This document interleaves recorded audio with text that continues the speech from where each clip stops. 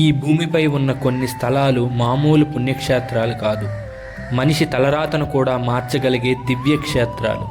అలాంటి దివ్యక్షేత్రాల్లో ఒకటైన ప్రదేశమే తమిళనాడులో ఉన్నటువంటి అరుణాచల క్షేత్రం.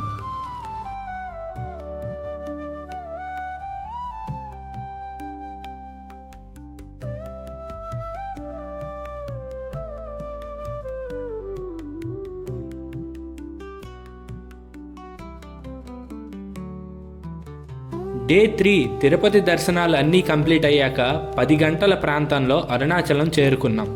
రాత్రి 1:30 గిరి ప్రదక్షిణ రాజగోపురం దగ్గర నుంచి ప్రారంభించాం. ఉదయం 4:30 పూర్తి చేశాం. ఇది సాధారణ ప్రయాణం మాత్రమే కాదు, ఇది ఒక ఆధ్యాత్మిక ప్రయాణం.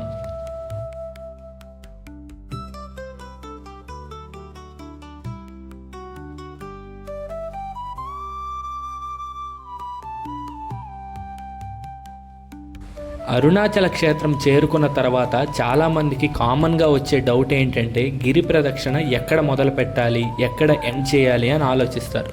చాలా మట్టుకు అందరూ కూడా రాజగోపురం దగ్గరే గిరి ప్రదక్షిణ మొదలుపెట్టి మళ్ళీ 14 కిలోమీటర్లు నడిచి అక్కడికి రాజగోపురం దగ్గరికి చేరుకున్న తర్వాత గిరి ప్రదక్షిణ పూర్తయినట్లు చెప్తారు.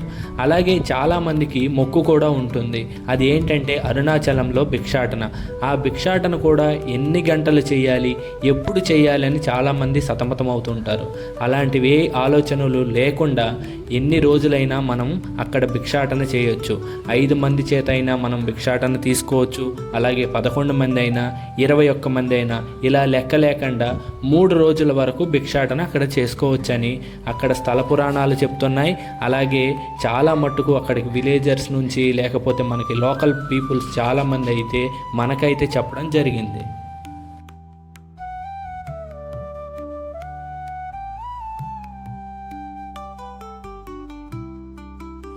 చాగంటి కోటేశ్వరరావు గారు చెప్పిన మాటలే గుర్తుకు వస్తాయి.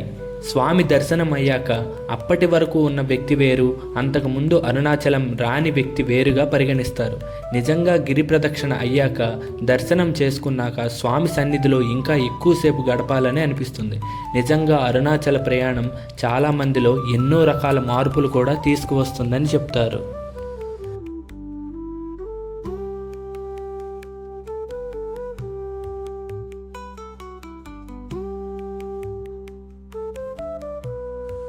ఇక్కడితో మన తిరుపతి అలాగే అరుణాచలం యొక్క ప్రయాణాలు పూర్తయ్యాయి.